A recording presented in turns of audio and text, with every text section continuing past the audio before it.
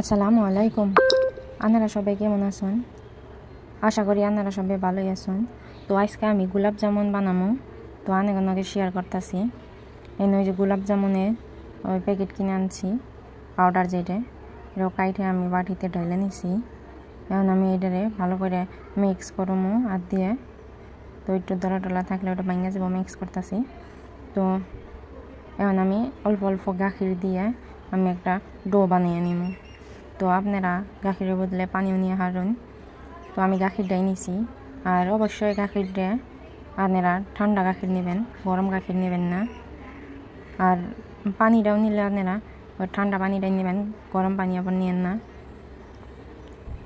তো আমি এই যে অল্প অল্প করে গাখির দিয়ে মানে জোরে করে না মাখিয়ে অল্প মানে হালকা হালকা করে আমি ডো বানাবার চেষ্টা করতেছি আর কি। তো আপনারা এটা ওই রুটি বানাইলে যেরকম করে মাখায় সেরকম করে মাখাইবেন না। তো অল্প ঢিলা ঢিলা রাখবেন,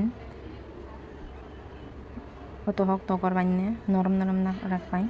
নরম নরম রাখলে দেখবেন যে গোলাপ জামুনের ভিতরটা সফট হবো। তো এই যে আমি এরকম করে আস্তে আস্তে, আর আমি 1 কাপ গাখির নিয়েছিলাম, পুরোটাই না নাকি অল্প গাখির হইলে হয়ে যায়। তো আনগো যে এটা ভালো মনে হয় গাখির নেওয়ার জন্য গাখির নেবেন, পানি নেবার মন ধরলে পানি নেবেন। তো আমি যে ডো বানিয়ে নিছি, তো এটার আমি এখন ডাইকে ধুয়ে দিব। ডাইকে এক সাইডে ধুয়ে দিয়ে আমি গোলাপ জামুনের শিরা বানাবো। তো এই যে গোলাপ জামুনের শিরা বানাবেন নিয়ে আমি সব চিনি 2 চামচ চিনি দিয়ে দিতেছি। তো আমরা 2 চামচ চিনি দিলে তার 1 চামচ পানি দিবেন। যদি 3 চামচ চিনি নেন তাহলে 1.5 চামচ পানি দিবেন। তো আমি এলাচ দিমু, আপনারা এলাচটা স্কিপ করা হারুন, নাও করা হারুন। বা কেশর থাকে কেশরে দিয়ে হারুন, আমি কিন্তু কেশর দিই নাই, আমার কাছে নাই তাই আমি দিই নাই। এই যে আমি এলাচ দিয়ে দিলাম। তো শিরাটা যে সঙ্গে আঠা আঠা হয়ে আইব, সে সঙ্গে আমরা ভাববেন যে শিরাটা হয়ে গেছে তার হয়ে আইব।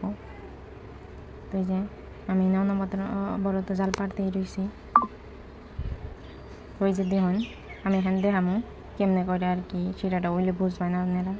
এই দেখছেন তার হয়ে আইছে, তার যে সঙ্গে হয়ে আইব সে সঙ্গে ভাববেন যে শিরাটা হয়ে গেছে।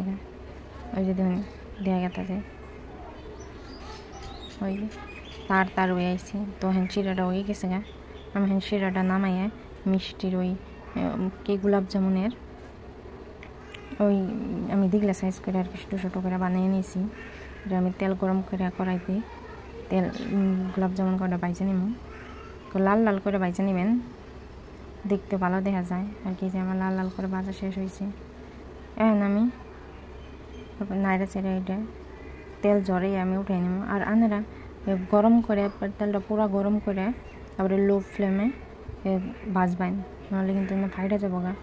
আর বেশি করে দিবেন না, 2-3টা করে দিয়ে তারপরে ভাজবেন। তো আমি এখানে শিরাতে ভিজিয়ে নিতেছি, আমি যে লাল লাল করে ভাজে নিয়েছি। এই যে দেখুন আমার সব কটা ভাজা গেছে। এখন আমি আধা ঘন্টা নাগাল রাইখে দিব, তাই দেখবেন যে পুরো ফুইলে টুকটো পাই যাবো গা। খাইতে কিন্তু বহুত মজা হয়েছে।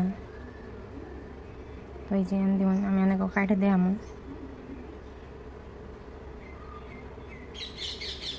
এই যে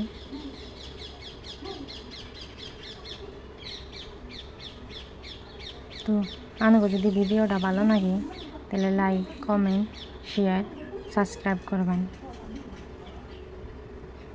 তাই দেখুন আমি কাইটে দেখাইতেছি কতটা সফট হয়েছে।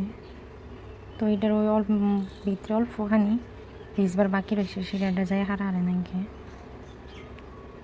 তো এই দেখুন ভিতরে কতটা টুপটুপার রয়েছে আর কি, খাইতে কিন্তু বহুত স্বাদ হয়েছে। তো দেখুন আমি এরকম করে শিরাটা দেখলাম, তাও কিন্তু ভাঙ্গে যায় নাকি।